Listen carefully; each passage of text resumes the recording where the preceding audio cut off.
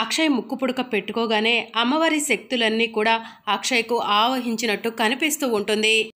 ఇక మరోవైపు మార్నింగ్ అవుతుంది. వేదవతి పూజా మందిరం దగ్గరకు వచ్చి అమ్మవారికి నమస్కారం చేసుకుంటూ ఉంటుంది.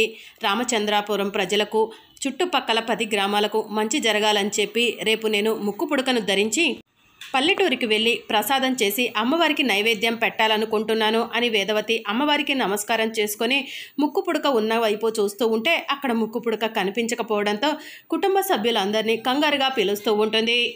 అందరూ కూడా పరిగెత్తుకుంటూ వేదవతి దగ్గరకు వస్తారు. ఏమైంది అని చెప్పి అడుగుతూ ఉంటారు.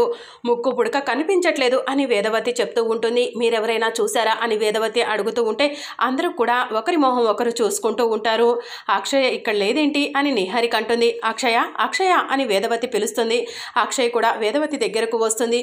ముక్కు పుడక నువ్వేమైనా చూసావా అని వేదవతి అడుగుతూ ఉంటే అక్షయ ఏం మాట్లాడకుండా తలదించుకుంటుంది. ముక్కు పుడక ఏమైనట్టు అని చెప్పి వేదవతి కంగారు పడుతూ ఉంటే నిహారిక ముక్కు పుడకను అక్షయ్ నిద్రపోతూ ఉన్న సమయంలో అక్షయ్ దగ్గర నుంచి దొంగలించటం ఇదంతా కూడా గుర్తు చేసుకుంటూ ఉంటుంది. రాత్రి సమయంలో నేను మంచినీళ్ళ కోసం లేచి కిందికి వచ్చినప్పుడు అక్షయ్ పూజా మందిరంలో నుంచి బయటికి రావటం నేను చూశాను అత్తయ్య గారు అని నిహారిక వేదవతికి చెప్తూ ఉంటుంది. మరి అప్కమింగ్ ఎపిసోడ్లో ఏం జరగబోతుందో తెలుసుకోవాలనుకుంటున్నారా? అయితే ఛానల్ను సబ్స్క్రైబ్ చేసుకొని సపోర్ట్ చేయడం మర్చిపోకండి. Thank you for watching.